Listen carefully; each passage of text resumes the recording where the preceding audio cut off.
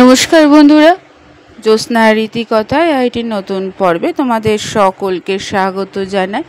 বন্ধুরা, আজকের পর্বে আমরা জানব 2025 সালে শীতলা অষ্টমী কত তারিখে পালিত হবে তার পূর্ণাঙ্গ সময়সূচি এবং এই শীতলা পুজোয় পান্তা ভাত কেন খাওয়া হয়, এর পেছনে কী গুরুত্ব রয়েছে এবং তাৎপর্য রয়েছে তা আজকে পর্বে বিস্তারিত জানব। ভালো লাগলে অবশ্যই লাইক করে দেবে, শেয়ার করে দেবে আর পাশের বেল আইকনটিকে প্রেস করে রাখবে যাতে পরবর্তী ভিডিও নোটিফিকেশন সবার আগে তোমাদের কাছে পৌঁছে যায়। বন্ধুরা, শীতলা অষ্টমী চৈত্র মাসে কৃষ্ণপক্ষে অষ্টমী তিথিতে পালিত হয়। এটি বাসদা নামেও পরিচিত। শীতলা অষ্টমীর দিন শীতলা মাতাকে পান্তা ভাত নিবেদন করা হয়। এটা বিশ্বাস করা হয় যে শীতলা অষ্টমী পুজো করলে পরিবারে গুটি বসন্ত, হাম, চোখের সাথে সম্পর্কিত সংক্রামক রোগের ঝুঁকি কমে যায়। কিন্তু কখনো কি ভেবে দেখেছো বন্ধুরা, কেন বাসদার দিনে শীতলা মাতাকে পান্তা ভাত নিবেদন করা হয়?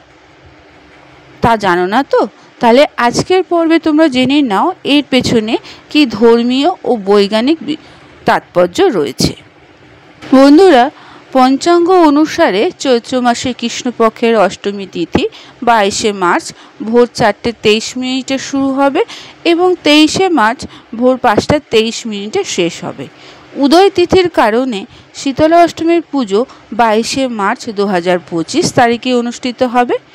এই দিনে পুজোর শুভ সময় হলো সকাল 6:23 থেকে সন্ধ্যে 6:33 পর্যন্ত থাকবে। সূর্যোদয়ের আগে বাসদ পুজো করা হবে। এইবার আমরা জানবো বন্ধুরা, শীতলা অষ্টমীতে কেন পান্তা ভাত দেওয়া হয়। প্রথমে বলি ধর্মীয় তাৎপর্য। বাসদা দিবসে পান্তা ভাত উৎসর্গ করার পিছনে ধর্মীয় বিশ্বাস হলো সরলতাকে গুরুত্ব দেয়া।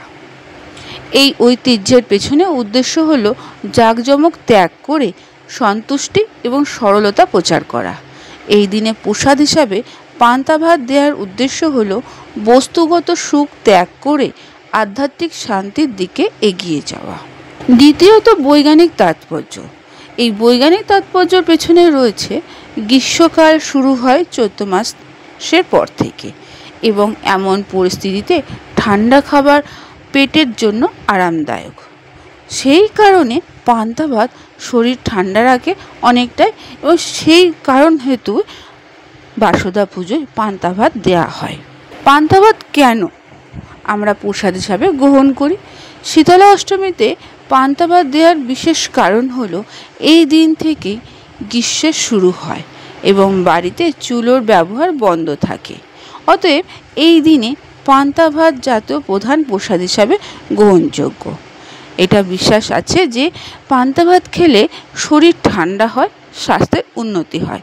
তবে এই দিনের পর থেকে গ্রীষ্মকাল যেহেতু পড়ে যাচ্ছে, সেহেতু পুরো গ্রীষ্মকালে পান্তা ভাত খাওয়াটা স্বাস্থ্যের জন্য একটু ক্ষতিকারকই হয়ে থাকে।